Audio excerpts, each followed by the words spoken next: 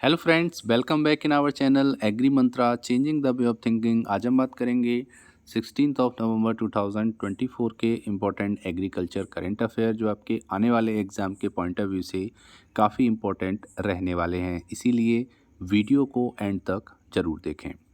आज के सेशन में बात करेंगे first current affair. Vice president mister Jagdeep Dhankhar ask farmer to increase participation in agricultural marketing. तो हमारे जो वीपी हैं, वाइस प्रेसिडेंट हैं मिस्टर जगदीप धनखड़ जी, उन्होंने फार्मर से ये पूछा है कि आपको एग्रीकल्चर मार्केटिंग में पार्टिसिपेशन बढ़ाना चाहिए। ये बात यहाँ पर आई है, जानेंगे डिटेल में ये बात क्यों कही है और किस प्रोग्राम में कही है। तो vice president Jagdeep Dhankhar on Thursday November 14 called upon the farmers to increase their participation in the marketing and trade of agricultural produce। तो यहाँ पर जो हमारे वाइस प्रेसिडेंट हैं मिस्टर धनखड़ जी, उन्होंने थर्सडे को फार्मर से बात कही है कि आपको एग्रीकल्चरल मार्केटिंग में अपना पार्टिसिपेशन, अपनी हिस्सेदारी, साझेदारी बढ़ानी चाहिए और एग्रीकल्चर में जो एग्रीकल्चरल प्रोड्यूस है उसको ट्रेड करने में भी अपनी साझेदारी बढ़ानी चाहिए। कहने का मतलब है कि जो प्रोड्यूस आप तैयार कर रहे हो, जो फसल आप उगा रहे हो, उसकी भी आप ट्रेडिंग करो, उसको अलग अलग प्लेटफॉर्म पे आप सेल करो, उसको बाई प्रोडक्ट बना के आप मार्केट में सेल करो।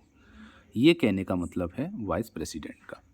Mister Dhankhar said the farmer should be a part of their trade related to the produce for which they were putting in hard work and great difficulty. आपको पता है कि कोई भी फसल हो, किसान जो है बहुत हार्ड वर्क करता है और कठिनाइयों से उसका उत्पादन करता है, और जब वो उगकर तैयार हो जाती है तो वहाँ पर किसान क्या करता है, उसको मंडी में जाकर सेल कर देता है। तो वहाँ किसान को कोशिश करनी चाहिए कि जो प्रोड्यूस तैयार हुआ है उसकी मार्केटिंग करे, उसको एक बाई प्रोडक्ट में तैयार करे या फिर यूज़फुल प्रोडक्ट में तैयार करे जो कि कंज्यूमर तक जाए। उसमें हिस्सेदारी, साझेदारी बढ़ाने की बात मिस्टर धनखड़ जी ने की है। Agriculture marketing is a huge business, ये एक बहुत बड़ा बिजनेस है और we are pushing these treasure away from our cell when grain are produce they were sold immediately. किसान क्या करता है कि जैसे ही ग्रेन प्रोड्यूस होता है इमीडिएटली उसको मंडी में ले जाकर और सेल कर देता है। लेकिन हमको क्या करना चाहिए, हमको कोशिश करनी चाहिए कि उसको मार्केट में ना ले जाके उसकी मार्केटिंग करे, उसकी पैकिंग करे, अच्छी सी पैकिंग करने के बाद उसकी मार्केटिंग की जाए और उस पे ज़्यादा से ज़्यादा मुनाफा कमाया जाए। ये बात वाइस प्रेसिडेंट ने किसानों से कही है। वाइस प्रेसिडेंट जगदीप धनखड़, उन्होंने अभी हाल ही में 14 नवंबर को नाथूराम मिर्धा, जिनकी 105वीं नेशनल जाट कॉन्फ्रेंस थी पुष्कर में, वहाँ पर संबोधन में ये बात कही है किसानों से। उम्मीद करते हैं यहाँ तक आपको समझ में आया होगा। अब बात करेंगे एक और इम्पोर्टेंट करेंट अफेयर जो कि बहुत इम्पोर्टेंट है। Lifting rice export curve can help push agree export over 50 billion US dollar in financial year 2025।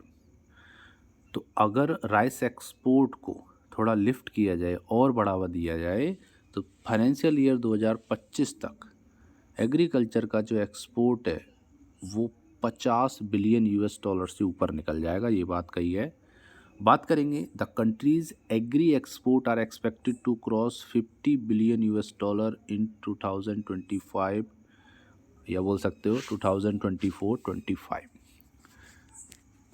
On account of healthy demand and lifting on curb on non basmati rice. अगर non basmati rice थोड़ा सा और export अगर ज़्यादा हो तो 2024-25 में ही 50 million US dollar cross हो जाएगा एग्रीकल्चर का जो एक्सपोर्ट है।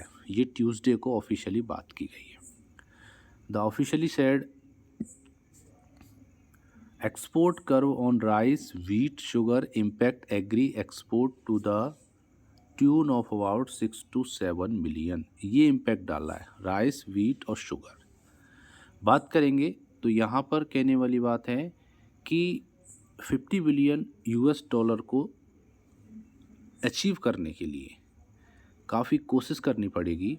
और यहाँ पर बात की जा रही है rice export are likely to reach 17 to 18 million ton this physical year. तो इस बार राइस का जो एक्सपोर्ट है फिजिकल ईयर में 17 से 18 मिलियन टन होने की उम्मीद है, जो कि लास्ट ईयर 14 से 15 मिलियन टन हुआ करता था। तो यहाँ पर राइस का एक्सपोर्ट बढ़ा है इस बार।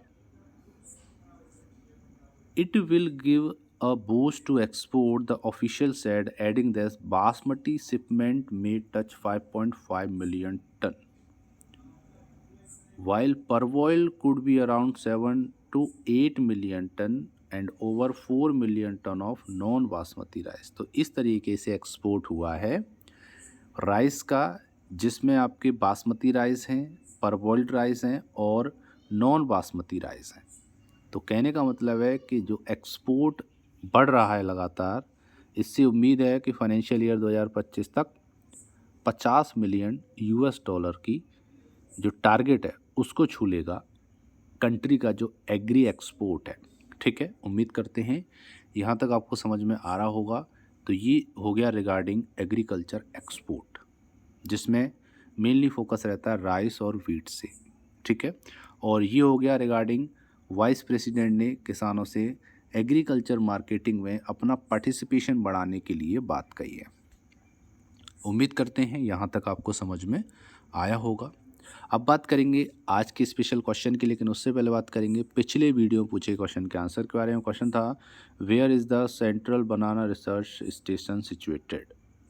तमिलनाडु इसका सही आंसर है और सभी स्टूडेंट ने सही आंसर किया इस क्वेश्चन का। अब बात करेंगे आज के स्पेशल क्वेश्चन की, जिसका सही आंसर आपको कमेंट सेक्शन में लिखकर भेजना है। क्वेश्चन है the ICAR central agro forestry research institute is situated in. तो आपको बताना है ICAR का central agro forestry research institute कहाँ पर है। ऑप्शन है इंदौर MP, झांसी UP, जयपुर राजस्थान और नन ऑफ दीज इनमें से कोई नहीं। सही आंसर आपको कमेंट सेक्शन में लिखकर भेजना है। हम आपके वैल्यूएबल कमेंट का बेसब्री से इंतज़ार कर रहे हैं। तो ये था आज का इम्पोर्टेंट सेशन।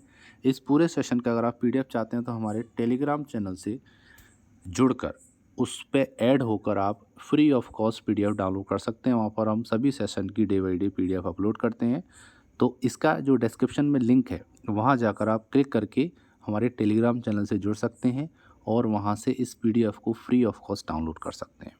तो मिलते हैं एक और इम्पॉर्टेंट और useful agriculture current affair session में। उसके साथ आप हमारे एग्री मंत्रा ऑफिशियल इंस्टाग्राम चैनल से और एग्री मंत्रा फेसबुक चैनल से भी जुड़ सकते हैं। वहाँ पर आपको अलग अलग एग्रीकल्चर फील्ड की अपडेट दी जाती हैं। तो मिलते हैं एक और इम्पॉर्टेंट सेशन में। तब तक के लिए जय हिंद, जय भारत, धन्यवाद।